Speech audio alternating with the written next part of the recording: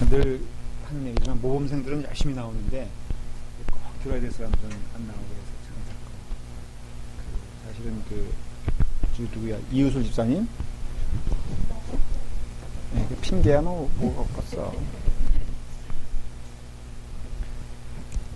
자, 요거 이제 시작하고 켜져 있어요? 켜져 있어요? 네, 자 기도하겠습니다. 사랑해 주님 감사합니다. 오늘도 주의 은혜 가운데 귀한 하나님의 말씀을 나눌 수 있는 축복을 주시니 감사합니다. 하나님의 말씀을 배울 때 귀한 은혜의 시간 될 수 있도록 축복해 주시옵소서. 예수님의 이름으로 기도드리옵나이다. 아멘. 오늘 이제 말씀드린 대로 잠언을 되도록이면은 잘 하려고 합니다.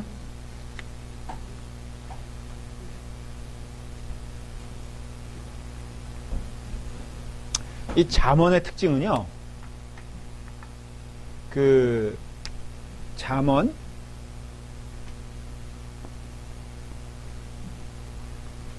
성경상에서 잠언이 차지하고 있는 위치는 뭐냐면, 대단히 큽니다.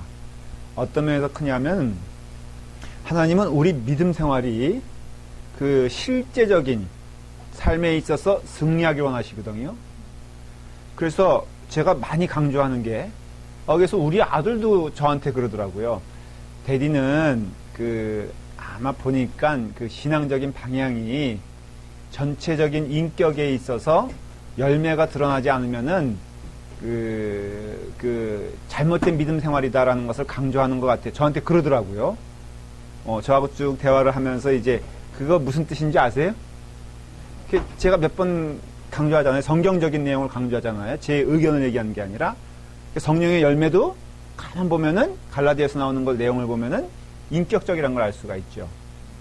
그리고 그 말씀이 성경적인 말씀인 게 이 사람 딱 봤을 때 정말 신앙이 성숙되어지고 그 다음에 신앙의 연배가 쌓여져 가면은 가장 두드러지게 나타나야 될 것이 인격적 변화라는 것을 우리는 무시하면 안 되죠. 오히려 그게 진실이죠.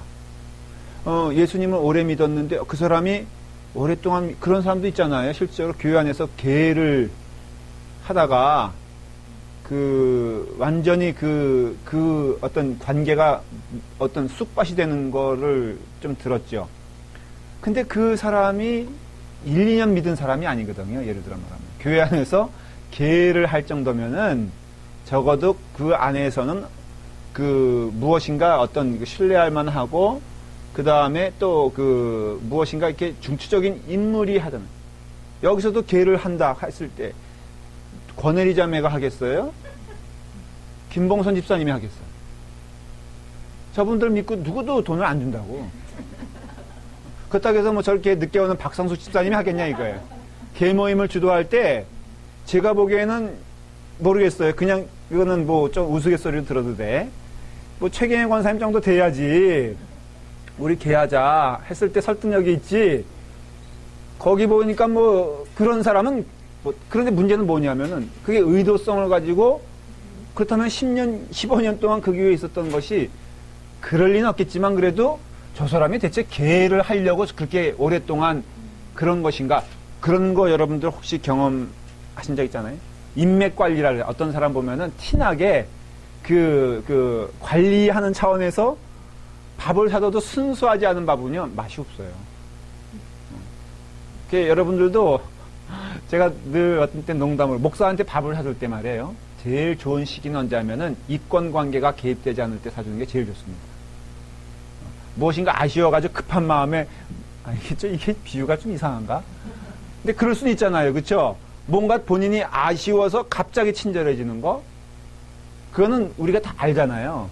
그런 친절은 진실한 친절이 아니고, 오히려 그런 어떤 그냥 관계가 없이 돌아올 거 없는 거 알면서도 순수하게 그 마음을 표현해 주는 것이 진실이잖아요. 그런데 이 교회 안에서도 그렇게 어떤 일관성이 없어요. 이 사람 기도 많이 하는데 성경을 많이 한다 그러는데 말한 대로 아까 계모임처럼 그런 거나 하면서 그것도 제대로 잘하면 얼마나 좋겠어. 그런데 그거 이제 해가지고 막 교회를 쑥대밭 만들어 놓으면은 그 사람이 아무리 기도를 잘하고 그 사람이 성경 말씀을 많이 알아도 그 사람은 하나님 앞에서 참된 신앙일 수가 없죠.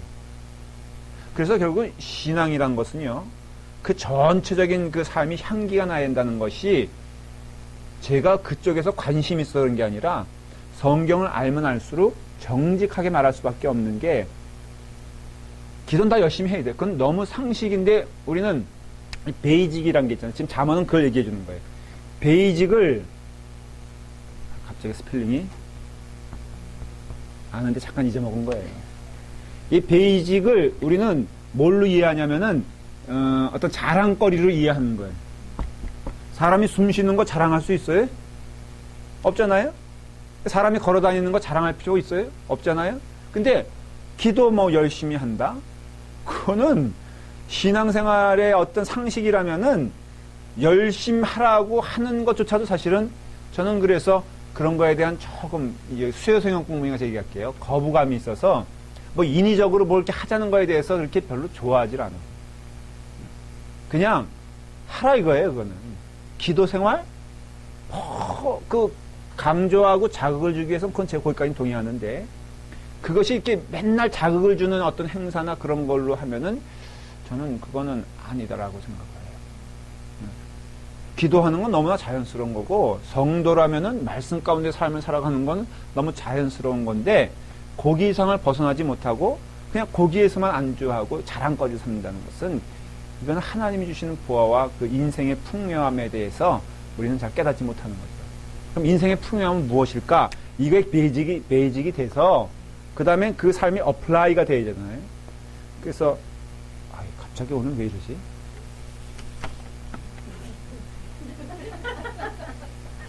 네, 적용 그냥 꼭 저렇게 누가 지금 권사님 얘기했어요? 아니면 박성수 집사님?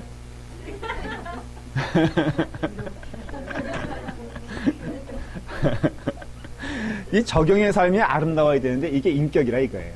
인격. 이거는 세상도 흠모할 만하고, 그러니까 무슨 소리냐면은 세상 사람도 받아들여야 되는 거고, 그리고 또 하나는 이건 일관성이 있어야 돼요.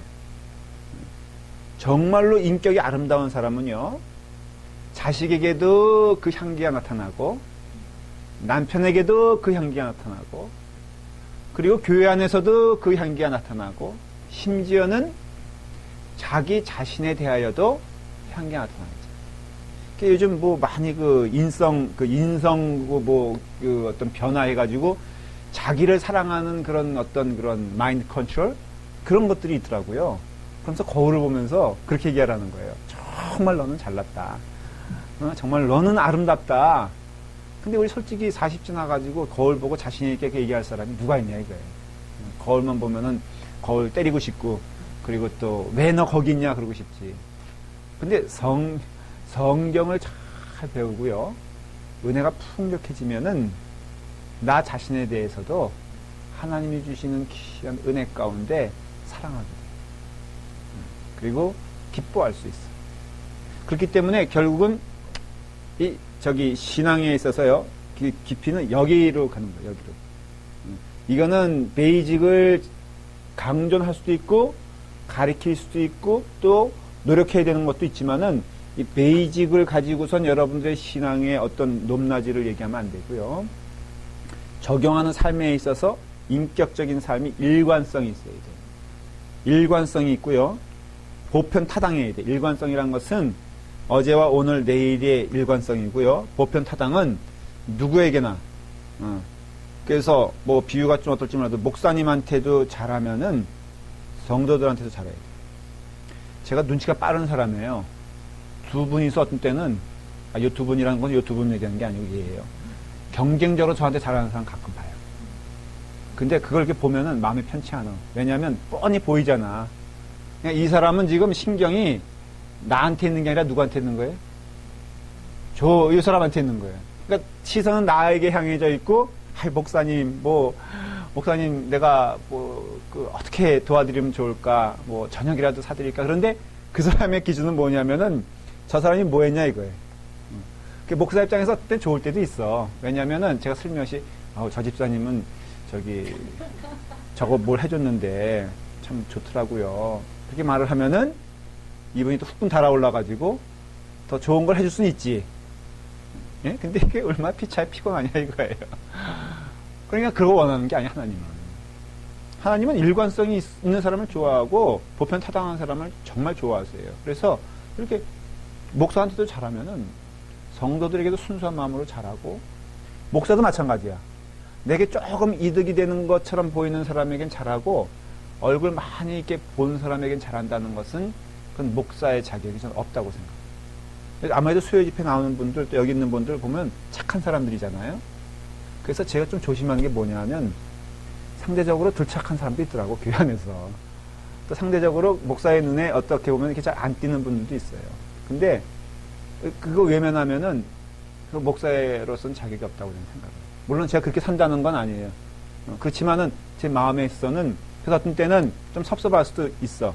뭐 거꾸로 여러분들이 많이 이렇게 무엇을 저에게 이렇게 마음을 줬다면은 그 받지 못해서 어떤 때 섭섭할 수 있어도, 그러나 오히려 그것이 또 하나님 주시는 축복이 아닌가 그렇게 믿고 가야 되는 거예요. 잠언은 지금 뭘 얘기하냐면, 이런 그 베이직은 당연히 기도하고, 뭐 쉽게 말하면 말씀 읽고 하는 하나님과의 그 깊은 교제는 너무나 당연한 것이고, 하나님은 실제적인 삶에 있어서도 그 삶이 성도답게 아름다워지길 원하는데, 그 지침서가 쉽게 말하면 잠언이라 이게. 잠언은 그래서 어떤 그 굉장히 그 율법적이라든가 아니면은 하나님과 대면하며 그 살아가는 제사, 예를 들어 제사의식, 그것처럼 우리로 말하면 예배 드리는 법, 뭐 이런 걸 얘기하는 게 아니에요. 잠언은 극히 그래서 예수님 안 믿는 사람들도 잠언은 좋아하는 이유가, 그 잠언은 실생활에 있어서도 이렇게 살면은 참 사람이 행복하겠다, 이런 것이잖아요. 근데 이것을 누가 먼저 가장 원하시냐면 하나님이 원하신다는 거예요. 그래서 잠언은 이게 한 구절만 빼내도 세상 사람들이 이게 적용하거나 인용하기에 참 좋은 말씀인데, 이게 그런 차원이 아니라 신앙적인 차원에서 말을 하는 건데, 하나님 앞에 그 신앙적인 차원이 바로 그런 것이라는 것이. 조금 더 뭐 하나님을 사랑하고 내 이웃을 내 몸과 같이 사랑하라 했을 때, 그 내 이웃을 내 몸과 같이 사랑하라는 그 삶의 규범을 어디서 찾느냐, 그 구체성을 어떻게 우리가 말하느냐, 그게 잠언이라 이거예요. 그래서 그 권면하는 것은 어느 신학자가, 제가 누군지는 기억 안 나요. 근데 굉장히 유명한 얘기가 뭐냐면, 성도는 하루에 적어도 3장은 이상은 읽어야 되는데, 한 장은 시편에서, 한 장은 잠언에서, 그 다음 나머지 한 장은 이렇게 스케줄을 정해놓고, 그러니까 잠언과 시편은 빠지지 말고 하루에 묵상하며 읽어라, 그렇게 권면할 정도로. 그래서 여러분 라이프에서 그것을 쭉 많이 묵상하며 실행하고, 또 그 점에서는 그것이 신앙의 대단히 중요한 표현이다라는 것을 말하고 있는 것이에요. 그러니까 잠언이 굉장히 중요하죠. 그래서 잠언을 이제 여러분들이 읽는다라는 그 전제하에 오늘은 이렇게 이해하시면 돼요. 예를 들어서 말하면은 교만에 대해서 베드로는 그 교만에 대해서 얘기할 때 인용을 잠언에서 했어요. 그 다음에 바울은 겸손과 연합에 대해서 얘기할 때 잠언을 인용했어요. 그 다음에 야고보서는 주제 넘음에 대해서 얘기할 때 잠언을 인용했어요. 그러니까 신약에서 각각의 그 제자들과 성경의 저자들이 어떤 그 교회 하나에서의 삶과 일상생활의 삶에서 그들의 삶을 말할 때 잠언을 꼭 인용했다는 거예요. 그러면은 어떤 의미에서 잠언을 잘 이해해야 되느냐, 몇 가지를 쭉 말씀드릴게요. 이제부터. 첫째, 마크 데이브 목사님이 그 어떤 분류해 놓은 내용을 제가 얘기하는 거예요. 첫째는 그 잠언은 상식이 요구되는 영적 그 관점을 가져야 된다는 거예요. 그러니까 신앙은 이 잠언을 통해서 보면 뭐라고 할 수 있어요? 상식적이에요. 극히. 그러니 말한 대로 세상 안 믿는, 예수님을 안 믿는 사람도 이 잠언을 보면 상식적으로 이해가 되잖아요. 그러니까 우리도 신앙에 있어서 상식을 벗어나면 안 된다는 거예요. 교회 안에서, 교회 밖에서, 자, 휴지가 떨어졌으면은 휴지를 줍는다. 이게 상식이잖아요. 그러니까 잠언은 철저하게 뭘 얘기하고 있어요? 세상에 살아가는 삶에 있어서 상식이 요구되는 내용들을 아주 많이 얘기하고 있어요. 예를 들어서 잠언 16장 3절, 5절, 18절 이런 내용들은 보면은 굉장히 상식적인 내용들인데 그것이 바로 성경에서 요구되어지는 그런 것이다. 이거예요. 두 번째는 잠언을 읽을 때 좀 조심해야 되는 게 이건 좀 어려운 말이니까 설명할게요. 말해놓고. 잠언은 궁극적인 진리예요. 이게 무슨 소리냐면은 개별적으로 보면은 그게 어떤 그 주는 메시지가 분명한데 그걸 개별적으로 이해하면 안 되고요. 이런 거죠. 예를 들어서 잠언 16장 7절에 사람의 행위가 여호와를 기쁘시게 하면 그 사람의 원수라도 그와 더불어 화목하게 하시느니라. 그러니 우리는 그 원수와 화목하게 살아야 돼요. 그러면은 원수가 나와 같은 길을 가지 아니하고 원수가 원수 같은 짓을 해. 다시 말하면 세상에 악한 짓을 해. 그러면은 그 사람이 원수라고 했을 때 그 사람과 화목하게 하는 것이 맞습니까? 틀립니까? 자, 여기 성경 말씀에 보면은 원수란 것은 뭐 다양하게 해석할 수 있겠지만 어쨌든 간에 그 사람이 근데 도저히 따라갈 수 없는 짓을 하고 있단 말이에요. 만나면은 뭐 나쁜 짓을 하면서 나를 자꾸만 끌어들이려고 해. 근데 우리가 화목하게 하라 그랬으니까. 그 원수와 화목하게 지내는 게 정말 화목하게 지내는 거예요. 개별적으로 생각하면 그게 안 맞잖아요. 또 예수님도 그렇게 따지면은 원수와 화목하게 지냈다기보다도 원수되게 지냈죠. 율법사들과는 화목하게 안 지내셨거든. 성전에 장사하러 온 장사치들하고는 원수같이 지내셨거든요. 그러니까는 이 말씀을 빗대어서 보면은 혼란스럽잖아요. 내가 무조건 용서해줘야 돼. 내가 무조건 받아줘야 돼.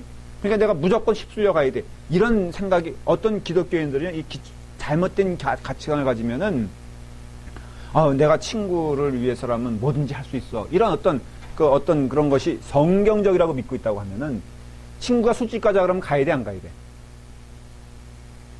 안 가야 돼? 화목하게 지내라 그랬는데 걔는 걔라고 해서 미안해. 그분은 거기만 가. 어디 가서 만날 수 있냐? 거길 가야지 만날 수 있어. 자, 그렇다면 여러분들은 가야 안 가요? 헷갈리잖아요.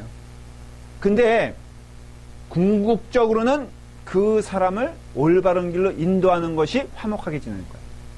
그러니까 따끔하게 어떤 때는 끌고 와야 되는 것도 일종의 원수와 화목하게 지내는 거죠. 그러니까 그 사람이 글로 갔을 때는 단호하게 나는 이제 너와는 같은 길을 갈 수 없어 라고 하면서 오히려 그에게 정확한 것을 보여주는 것이 화목하게 지내는 것이죠. 그러니 잠언은요 이렇게 짧게 보는 게 아니라 길게 봐야 되는 거예요. 그러니까 궁극적인 진리를 가르쳐주는 것이에요. 그러니까 개별적인 진리가 아니라 화목하게 지내야 돼라는 것이 아니라 그 화목이 대체 무엇이냐라고 하는 그런 궁극적인 참을 보여준다라는 것이에요. 이해가 됐죠? 그 다음에 세 번째 잠언이 주는 특징이 뭐냐면요. 옛날에도 진리였으면은 지금도 진리예요. 다시 말하면은 한번 해병이면 영원한 해병인 것처럼 이 잠언에 있어서 옛날의 그 말씀이 우리에게도 분명한 지침을 줘요. 조금 더 구체적으로 말하면 잠언은요 주는 메시지가 뭐냐면은 은혜를 받았느냐 그런 거 어플라이를 잠언을 통해서 하면은 답이 된다는 거예요. 그게 수천 년 전이나 지금이나 기억해야 될 것은 주거 사문화된 말씀이 아니라 여러분들이 이제 은혜를 받았잖아요. 그래서 어떻게 살아야 될 것인가 그런 고민을 좀 해야 되거든요. 어떻게 사는 것이 잘 사는 것인가 생각할 때 잠언이 그 진리를 지금 준다는 거예요. 그래서 여러분들이 이제 은혜 받고 하나님 말씀대로 살아야 되겠다 했을 때 우리는 개별적인 삶에 있어서 그 적용을 잠언을 통해서 이제 그런 관점에서 보면 달라져요. 잠언이 그냥 옛날에 주는 어떤 귀한 말씀이다. 이게 이 말씀 인용하면 참 좋겠다 이 차원이 아니라 그 잠언대로 살아야 되는 거예요. 그래서 여러분들이 이제 훈련 어떻게 해야 되느냐? 잠언을 여러분들의 삶을 통해서 어플라이 할 수 있는 그 마음의 생각을 가지셔야 돼요. 이게 잠언에서 말하는 그 아주 중요한 거예요. 그 다음에 또 잠언은요, 어떤 은혜를 주냐면은, 이 잠언은 전체가 다 신앙과 연결되어 있어요. 아니, 비슷한 얘기예요, 이거랑. 그렇기 때문에, 신앙적이기 때문에, 이 잠언의 내용이 누구와 연결됐냐면 하나님과 연결되어 있다는 것을 기억하셔야 돼요. 다시 말하면, 이 잠언은 그냥 해도 되고 안 해도 되는 게 아니라, 신앙의 성장이란 걸 제가 지난주에도 설교 때 언뜻 언급한 게 성령 세례와 성령 충만을 얘기했었죠. 기억하세요? 감사해요, 하여간에. 그래서 우리가 성령 세례를 받았는데 성령 충만까지 안 가니까 믿음의 기쁨이 없다고 얘기했어요. 분명히 난 예수를 믿은 건 확실해. 주님이 나를 구원시켜 주셨다는 것도 믿어. 근데 기쁨이 없어, 내 마음에. 그런 경험 많이 하지 않으세요? 왜 그랬냐? 제가 진단을 내렸죠. 주님의 뜻대로 살지 않으니까 그런 것이다. 믿기만 할 뿐, 그 주시는 풍족함에 내가 몸을 던지지 않으니까. 왜냐? 왜 안 던지느냐? 그 잠시의 생각으로 보면은 피곤하고 힘들고 안 했으면 하는 것들이거든. 여러분, 누구에게 섬기는 게 참 어떻게 보면은 쉽지 않은 일이잖아요. 근데요, 정말 인생을 행복하게 사는 사람들은 누구예요? 섬기는 사람이거든. 한번 여러분 정말 섬겨보시, 여기 이렇게 수요 집회하는 분들 인정을 제가 할게요. 어때요? 양보하니까 더 기분이 좋지 않아요? 아유, 얼굴에 좀 반응이 좀 나타나면 좋은데, 그냥 목사님 얘기하십시오. 뭐 달나라 사는 사람들 같아. 다시 한번 물어볼게. 좀 얼굴의 표정을 좀 관리 좀 해보세요. 미리 이렇게 양보하는 삶이 편하지 않습니까? 어때요? 식당 가서 그냥 주굴장창 내 먹을 거, 내 좋아하는 것만 목청 높여서 주장하는 사람도 있어요. 난 죽어도 이건 안 먹어. 나는 이거, 나 트라이 해본 적도 없어. 이런 사람이 행복해? 아니면은, 그냥 뭘 드셔도 좋아. 지금 내가 그 한 끼 조금 싫은 거 먹어도, 뭐 그게 인생에 큰 변화 있는 것도 아니고, 나는 그저 당신이 행복하면 내가 행복해. 어떤 사람이 행복할 것 같아? 정말로. 한번 여기 우리 토론해 볼까요? 그 기쁨을 저는 전반적으로 후반의 사람이에요. 정직하게 말을 하면, I don't care. 나는 그저 여기 이 자리가 기쁘면 돼. 이 자리를 망가뜨릴 생각이 없어. 근데 그것도 해보니까요, 재밌어. 그리고, 만일에 제가 정말로 돈이 없고 어렵다면은 못할 것이 뭐냐면 밥 사는 거. 어디 가서 이렇게 하면은 그냥 구두끈 계속 메고 앉았고, 그 다음에 어떻게 하면 화장실 갈까 눈치 보면서 살아가는 인생보다도 하나님 한일에 조금이라도 여건을 주셨다면 큰 건 못 사도 살 때 내가 되도록이면 살려고 하고 또 양보하려고 하고 그리고 또 상대방이 원하는 걸 기쁘게 받아들이려고 하고 또 하나 은혜는 그냥 이렇게 용납이 되는 거 있잖아요. 이제는 그 미워지기보다도 옛날에는 그런 내 그 눈에 거슬리는 행동하는 사람 보면은 못 견디했는데 또 내가 저 형편 안 돼봤으니까 내 경험 못 해봤다 할지라도 이제는 저 사람만의 또 사정이 있지 않을까. 그리고 또 저 때는 그렇게 행동할 수밖에 없는 이유가 있지 않을까. 이런 마음이 늘 있으면요. 그냥 뭘 좀 하더라도 어때요, 여러분들? 행복하지 않겠어? 가끔 여성교회 회원들이 저한테 농담 삼아 불편한 게 주일날 오후 되면은 그렇게 그 음식에 눈독을 들여가지고 싸가는 사람들도 있다. 우리 교회 얘 드리는 게 아니에요. 그냥 여러분들 그렇다는 게 아니라 조심스러운데 얘를 바꿀까봐 너무 민감한 것 같아. 근데 가끔 그런 거 컴플레인하는 사람들이 있더라고. 너무 못마땅하다는 거예요. 근데 가만 생각해 보면은 그저 이해되는 면이 좀 없을까? 나는 그렇게 생각을 해. 맨 처음에는 그 사람에게 동정해 주다가 너무 그 사람이 불행하게 사니. 근데 그 사람이 얼굴이 행복하지 않은 거야. 그렇게 불평하고 나는 정갈하게 나는 그런 거 뭐 안 가져가는데 막 그거 그냥 싸들고 가는 사람들 보면 너무 미워 죽겠어요. 목사님 말씀에 은혜 풍성히 받다가 그것만 보면은 속이 뒤집어져가지고 목사님 이거 어떻게 했으면 좋겠어요. 그럴 때 맨 처음에 그래 왜 싸가나? 그렇지. 그렇게 생각하다가 그 사람이 너무 불행해 보이는 거야. 하루 이틀도 아니고 매주 그런 컴플레인을 들어봐요. 목사로서.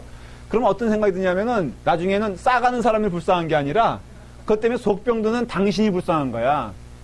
그리고 결국은 어떤 생각이 드냐면은, 아니, 은혜 받았다면서 왜 그렇게 살까, 대체. 저건 아니지 않는가. 그러면 아예 그냥, 그럴 만한 사정이 있겠지. 그러면 당신 안 싸간다? 그래, 안 싸갈 만한 형편이 되니까는 안 싸가는 것 뿐이지, 그 상대방이 대받냐, 이거예요. 그리고, 그거 해서 뭐 도움이 되고, 속상해하지 않고 넉넉하게 마음 쓴다고 했을 때 자기가 손해보는 게 뭐가 있냐, 이거. 어차피 자기는 안 싸가는 건데. 어차피 이 얘기 좀 길게 제가 하고선. 근데 그런 걸 제가 너무 많이 봤을 때, 어떤 때는 상당히 사람들이 어리석다. 그런 걸로 인해서 주일날 받은 예배 시간에 받은 풍성한 은혜를 포기할 만큼 그게 중요한 문제인가 하는 생각들을 목사로서 굉장히 가끔 해요. 어때? 맞아요, 틀려요? 괜히 혼자 속상해가지고 자기 받은 은혜 다 까먹고, 그리고 남 블레임하다가 인생 마치고, 우리에게 주신 하나님의 소중한 시간을 그런데 낭비하고 그런데 허비한다면은 그 사람이야말로 인생 불안하게 사는 것이지. 그러니까 우리의 삶을 통해서 깨달아야 했을 때, 우리가 하나님과의 관계를 통해서 우리는 은혜를 받은 상태에서 하나님이 명령하시는 것을 할 때는요, 하나님과 대면하는 것이지 사람과 대면하지 않는다는 것을 아셔야 돼요. 이 잠언이 주는 메시지가 뭐냐면요, 삶은 내가 발을 디디고 있는 땅에서 살되 눈은 하나님께 고정되어 있는 게 맞아요. 잠언의 삶을 우리가 어플라이 하다 보면은 힘들 수 있어요. 상대적이 되면은. 그 잠언에 있어서 어떤 그런 용서해라, 아니면은 거짓말 하지 말라, 이런 것들이, 그것이 상대가 사람이 되면요, 반드시 힘들어집니다. 그러니까 이것이 어플라이 되는 것은 사람들과의 관계지만, 이것을 보고 있다는 분은 하나님이시란 것을 기억하시고, 여러분들은 사람과 더불어 살고 있지만은, 여러분들이 대면하시는 분은 사람이 아니라 하나님이란 것을, 그러니까 잠언은 철저히 그런 점에서는 실생활의 지침서라기보다도 신앙 고백서라고 할 수 있고, 하나님이 얼마나 우리들의 삶을 주목하여 보고 있으며 우리의 삶이 아름다워지는 것을 기뻐하고 있는가를 깨닫게 되었을 때, 궁극적으로 예수 믿는 사람들이 어느 정도 은혜가 되면요, 원수가 없어져야 돼요. 그렇게 목사님 될 수가 있을까요? 저는 믿음의 성자들과 그 삶을 잘 주님께 맡긴 사람들의 그 삶을 보면은, 저는 그런 점에 있어서는 퍼센테이지로 굳이 말하면 가능하다고 믿어요. 나는 온전해질 수 없지만은, 그러나 분명한 것은 그렇게 살아가는 사람도 있음을 기억하면서 예수님처럼 자기를 다 내던져가지고 그 삶을 이렇게 삶을 통해서 향기를 드러나게 되었을 때, 무한정 양보해도 기쁜 사람 봤고요, 무한정 희생해도 기쁜 사람 봤고요, 그리고 또 하나는 그렇게 살아가지고 망한 사람 보지 못했어요. 그게 더 중요한 것 같아요. 움켜잡으면은 움켜잡을수록 더 나가는 것이 물질이라고잖아요. 하나님께 주시는 그 하나님께 주시는 은혜 가운데 이것을 이렇게 넉넉하게 할 수 있는 최선을 다하면 하나님이 그 인생을 더 축복해 주시는 것을 많이 경험하게 돼요. 자, 여러분들은 어떤 삶을 살겠어요? 다시 물어볼게요. 양보하는 삶이 행복할까? 양보함을 받는 사람이 행복할까? 자, 너무 당연한 질문이죠. 둘 중 가운데 둘 다 잘못할 수도 있고, 그럴 때 어느 한 사람이 참는 것이 더 행복한 사람일까? 어떤 사람이 다 폭발하는 것이 행복한 사람일까? 목사님 참으면요, 속병 들어요. 그렇게 참아봤는데요, 진짜 속상해서. 근데 그런 거 있잖아요. 운동도요, 그걸 섣부르게 하잖아요. 이렇게 야구를 할 때 탁 이제 이렇게 하는데, 운동 선수들이 그걸 이렇게 잡을 때, 야구 배트를 잡을 때 정확히 잘 잡아야 돼. 그리고 오는 공을 딱 타이밍을 맞춰가지고 임팩트 있게 정확히 쳐야 돼. 그러려면은 이 잡는 것도 딱 타이트하게 정확히 잡고 있어야지. 헐렁헐렁하고 이러고 있다가 치면요, 뭐가 온다 그러죠? 전기 오는 것처럼 그 충격이 탁 와서 엘보 걸린다, 이 팔에. 전 테니스 좀 치는데, 테니스도 똑같아요. 테니스도 임팩트 있게 정확히 딱 쳐야지. 그냥 이렇게 슬금슬금 이렇게 헐렁헐렁 치면은 그냥 끝나는 게 아니라 이 충격이 다 자기한테 와요. 그러니까 같은 운동인데도, 같은 좋은 뜻에서 하는 건데도, 이게 어중간하면은 엄청난 충격이 오는데, 정확히 하면은 내게 득이 되는 것들 있잖아요. 그러니까 선행도 마찬가지예요. 선행도 흉내 내면은 이게 극약이 되는 거예요. 근데 정확히 하나님 말씀의 적용을 따라서 성경적인 원리대로 하면요, 이게 엄청난 축복이 되는 거예요. 그래서 모양은 같은데 어떤 사람에게는 그것이 굉장히 참는 것도 말이에요. 하나님과 더불어 깊은 은혜 가운데 있는 사람들은 그 참는 것이 고통스럽지 않아. 멸시당하는 것이 그렇게 고통스럽지 않아. 그런데 어디서 흉내는 내려고 내가 이제 예수 믿는다니까 하고서 참는데 그것을 억지로 참으면은 그때 그것이 고통스럽고, 남편에게 내가 정말 이를 악물고 참는다라고 했을 때는 그게 스트레스가 되지만 저 인간이 얼마나 불쌍해. 네? 그러니 포기할 건 포기하고 이해할 건 이해하면서 가면요, 그 참는 것이 기쁘다니까. 집에서 접시 던지는 사람보다 그 접시를 이렇게 피하면서 이렇게 살아가는 인생도 굉장히 즐거움을 저는 많이 있다라고 믿어요. 자, 저는 그런 점에서 물어볼게요. 정말로 참는 게 기쁜 삶이에요? 참는 것을 이렇게 보면서 넌 참아라, 난 썽길 부릴게. 어떤 사람이 더 즐거워요? 참는 게 즐거워요? 근데 한 3분의 1은 그 시도해보면은 이를 악물고 참어. 얼굴에 그냥 시뻘겋게 있으면서 참어. 이것은 아예 어중간하게 잡은 거기 때문에 그럴 바에는 어떻게 하는 게 돼? 그러니까 어중간하게 참을 바에는 사실은 뭐가 나요? 폭발하는 게 나아. 예, 그쵸. 그러니까 교회 안에서도 썽길 다 부리는 사람이 행복하다니까. 막 그냥 소위 말해서 정말 부담스러운 사람이 교회 안에서 제일 행복하잖아요. 얼굴이 살짝 피잖아. 그러니까 어중간하게 참는 사람은 늘 그늘인데, 근데 그 단계를 넘어가잖아요. 정말로 기쁨으로 참는 사람은요, 이 은혜와 기쁨을 누구도 감당할 수가 없다. 잠언이 그것을 주는 거예요, 지금. 해보되 그냥 하는 것이 아니라 한번 해보는 거예요. 교회 안에서도 양보를 하되 한번 해보는 거예요. 훈련이 되면 돼요. 우리 여기 박성수 사님 지휘자 있는데, 누가 그런 얘기 하더라고요. 성가대, 목사님, 제가 어저께 성가 들으면서 눈물 날 뻔했어요. 이제 웹사이트를 이렇게 가보니까요, 요 근래는 많이 안 올라왔대? 그래, 집사님이 하는 거야, 이건 또?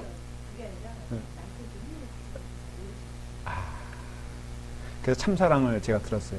2월 27일 맞나? 날짜가. 그런데요, 권혜리 자매라는 분이 있거든요. 첼로로 탁 시작되는데 너무 그게 명확히 들리는 거야. 그러니까 틀리면 그거 큰일 나겠더라고, 보니까. 예배 시간에 못 느꼈는데, 집중해서, 근데 조회 횟수를 보니까, 어떻게 우리 교회가 웹사이트가 인기가 좋은가 봐. 600개. 어디서 이렇게 누가 듣지? 올라갈 뿐 아니라, 예, 저희 교회가 딴 교회 조회수 이게 비교해보면요, 이게 지금, 저의 명성이 꽤 하늘을 찌르는 것 같아요. 근데 찬양을 보니까는 굉장히 많이 들었어요. 들었는데 첼로가 쭉 나오면서 이거 틀렸구나 하는 것이 금방 눈에띄어요. 근데 아직 그 다음에 플룻이 또 이렇게 연이어서 나오고 선영이 잘하더라고요. 자세히 들어보니까 아주 그냥 맑은 소리가 나오는데, 그래서 참사랑 한번 들어보세요. 저기에서 눈물 3번 들었어요. 나중에 말씀 준비하면서. 그리고 너무 행복하더라고요.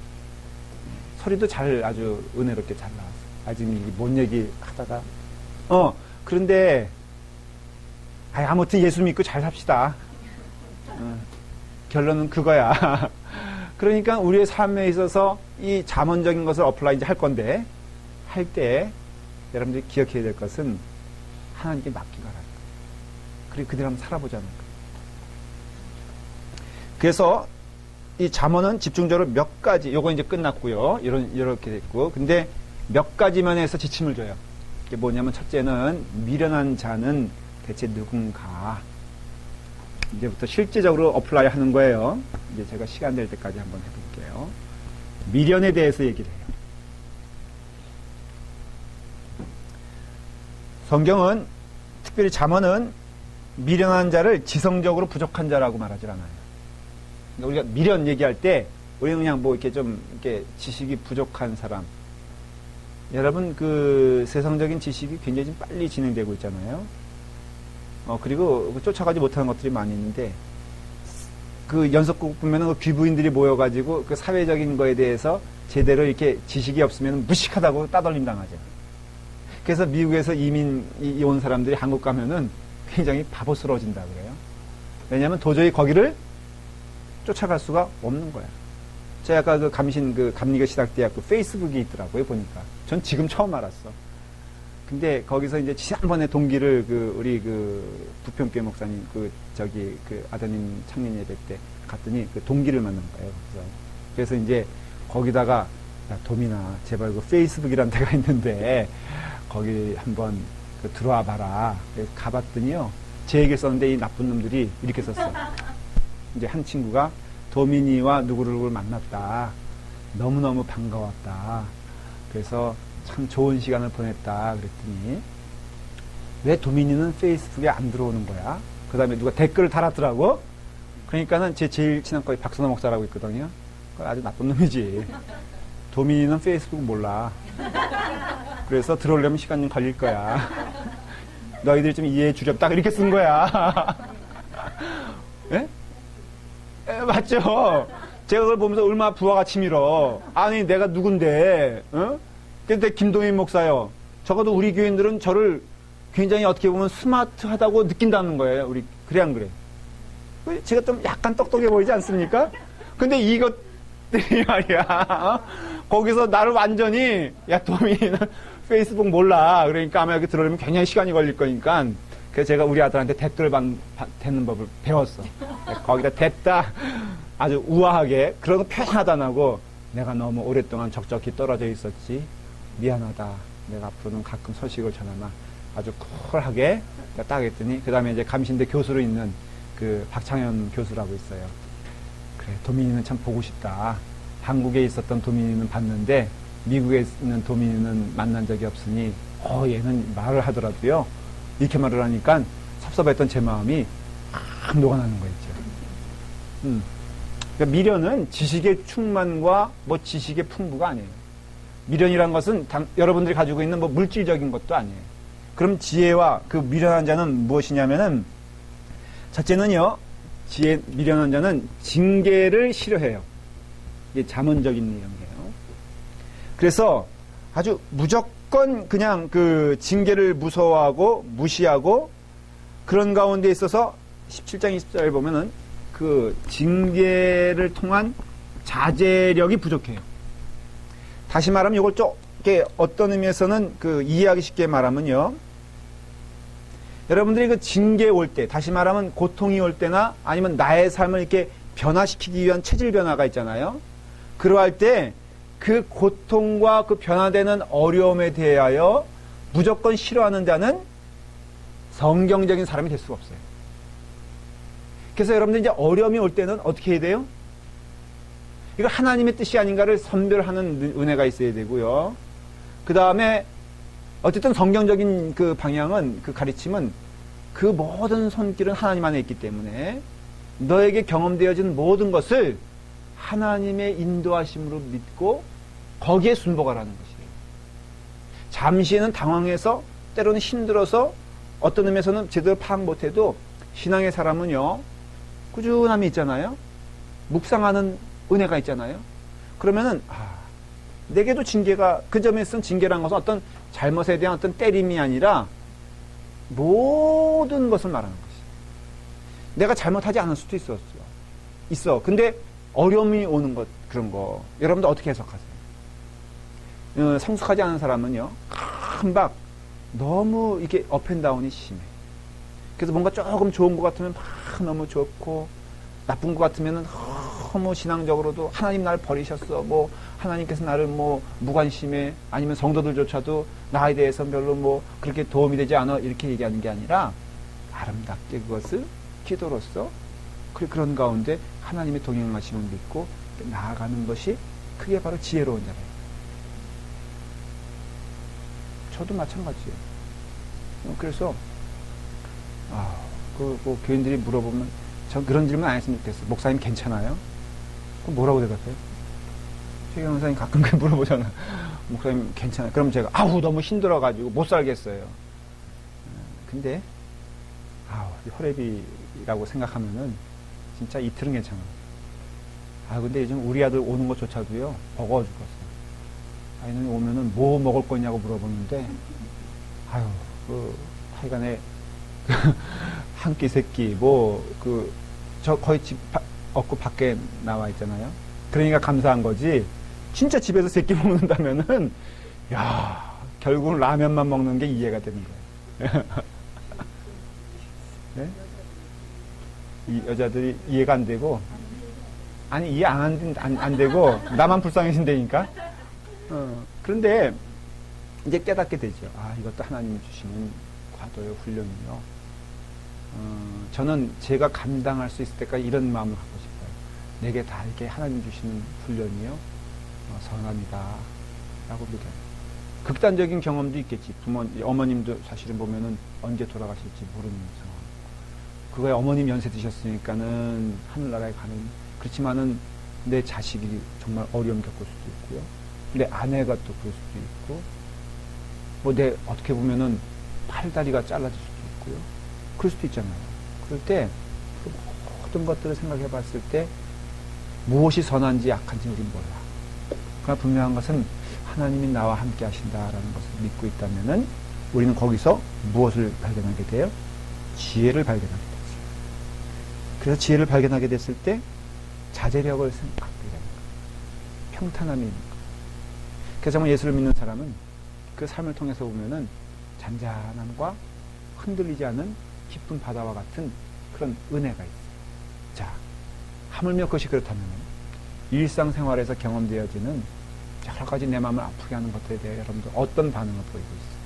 한번 생각해 보신 적 있어요?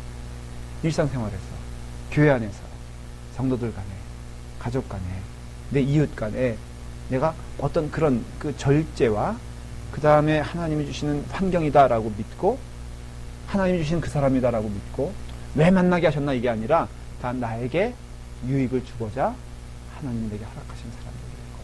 하면은 그 사람에 대해서 우리는 다른 태도가 좋은 관계만 되겠어요. 여러분 그 원수도요 얼굴 많이 부빈 사람들이 원수가 됩니다. 지금 한국에 있는 예를 들어서 제가 아까 말한 그 동기들은 저하고는 별로 원수가 되질 않아요. 그렇지만은 원수가 된다면은 가까운 친구들이에요. 가까운 사람들이에요. 자주 보는 사람들. 이럴 때 지혜가 필요하다는 것이죠. 그렇기 때문에 그런 어떤 면에서는 미련한 자, 또 하나 그 어떤 자제, 미련한 자라고 했을 때 요거 있으면 두 번째는 말에 대하여. 이거 굉장히 성경에서는 그 중요하게 생각을 합니다. 그래서 이 성경은요 아주 말에 대하여 굉장히 민감한 말을 하죠. 자, 잠언 13장을 제가 읽어볼게요.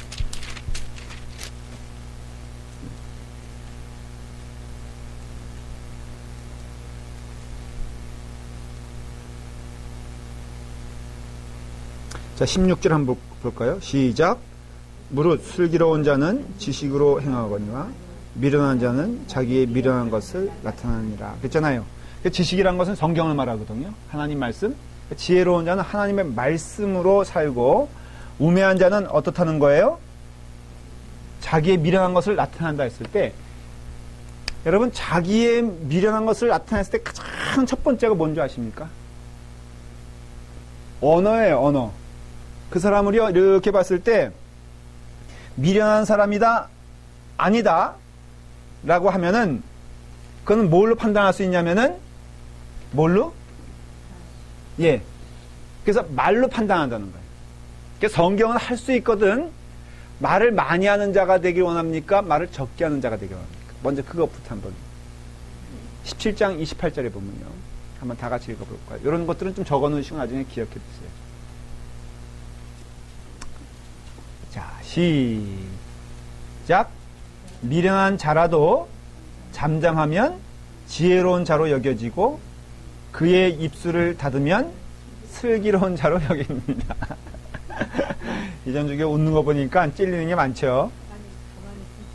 그렇죠. 바로 그게 바로 성경에서 나온 속담이라니까. 근데 가끔 보면은 그런 걸 경험하지 않아요?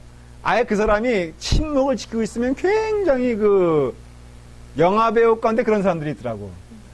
그 가끔 저도 이제 보면 TV 보면 뭐 예능 프로그램인가 뭐 그런 것들이 있잖아요. 그런데 야, 저 사람은 저기 안 나왔으면 저 존재감이 굉장히 좋았을 텐데 저 사람은 저기 와서 떠드는 거 보고 어떻게 보면은 굉장히 그 점수가 깎이는 사람들을 봐요.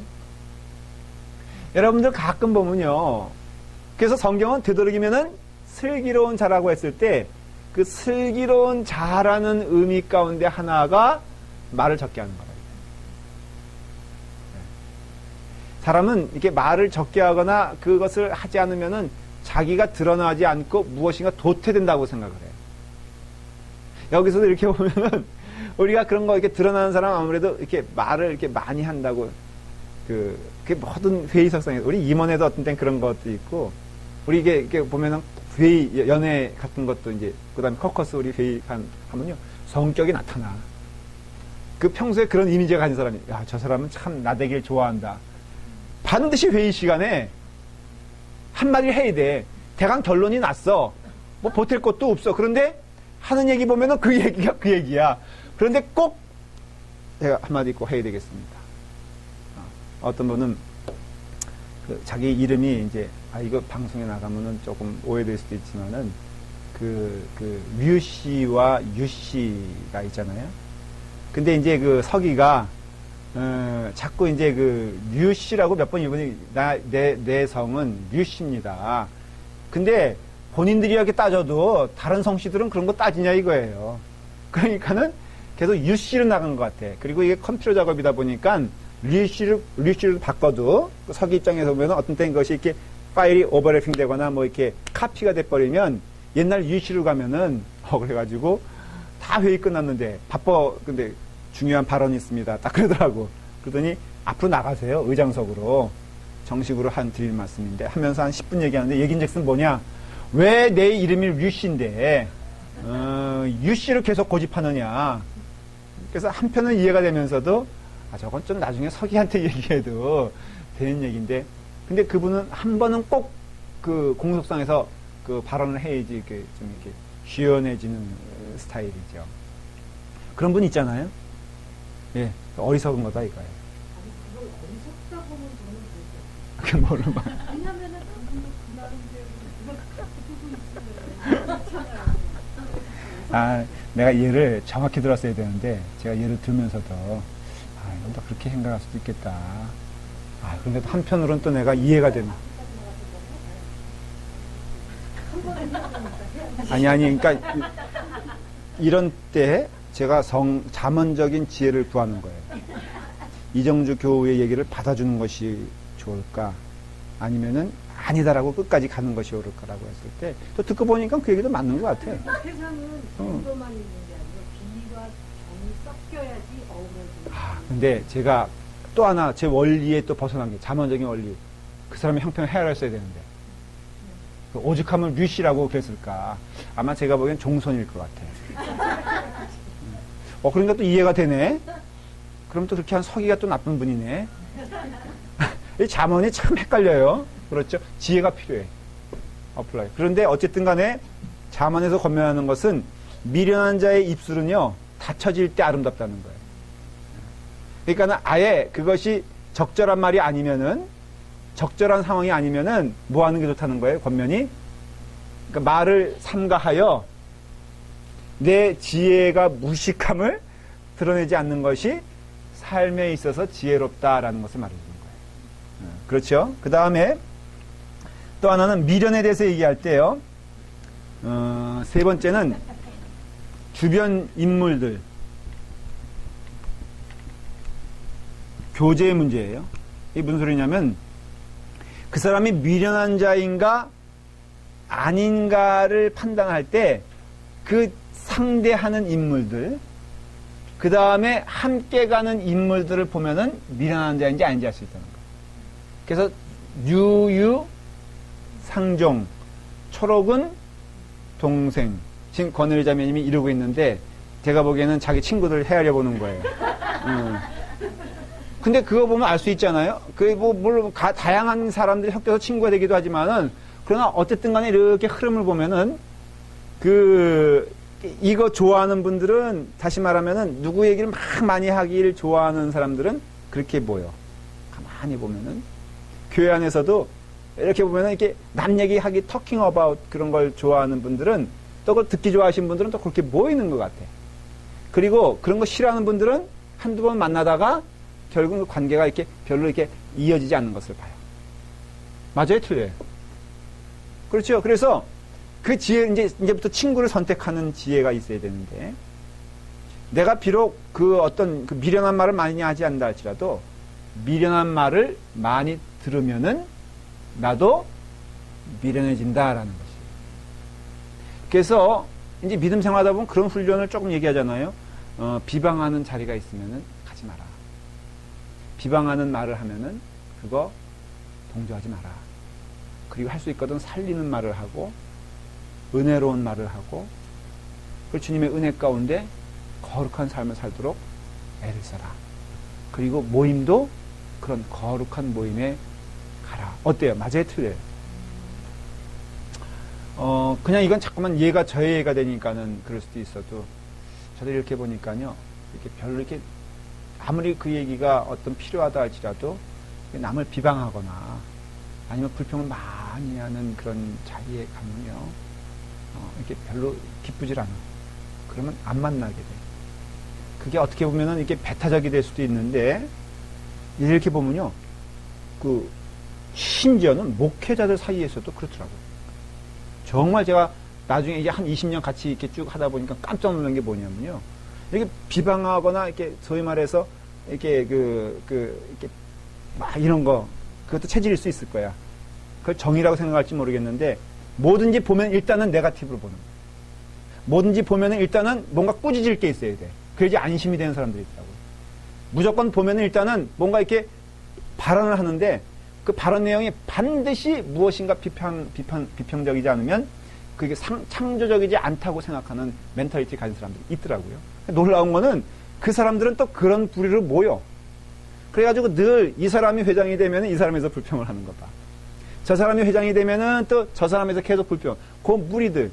왜 그 무리들이 모이냐면요, 그 영적으로 몇 번 하다가 집에 돌아오는 시간에 그런 묵상을 하게 되잖아요. 오늘 내 모임은 어떤 영향이 있었는가, 어떤 선한 것이 있었는가 봤을 때, 그것을 좋아하는 사람들은 그렇게 가지만은, 그러나 그에 대해서 영적인 부담감을 느끼는 사람들은 그 별로 가고 싶지 않다. 그래서 미련한 사람들은요, 그 주변 인물을 보면 알아. 그래서 성경에 그 다음에 이제는 적용을 하죠. 잠언 17장 12절. 이것도 한번 줄을 거놓으세요.